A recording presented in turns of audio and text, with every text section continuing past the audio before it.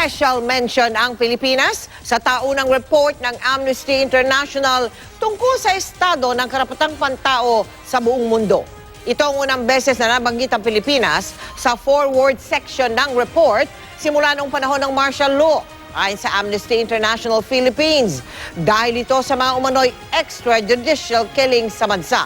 Base sa report, kabilang si Pangulong Duterte sa mga lider ng mga bansang pinili raw ang tinawag na rhetoric of hate at pagsasantabi sa karapatang pantao. Ipinunto ng AI ang mga ulat ng torture, pang-aabuso ng mga armadong grupo at pagpatay sa mga drug addicts o mga drug suspect.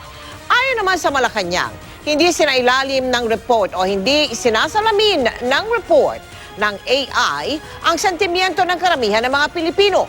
Pagtitiyak ng palasyo, hindi kinukonsinti ng gobyerno ang mga patayan sa bansa na gawa raw ng mga kriminal. Nakalulungkot daw na tila binabaliwala ng AI ang bilang ng mga sumukong drug suspect at pagkakadiskubre ng mga drug laboratory at sa mga sangkot umano sa narco-politics.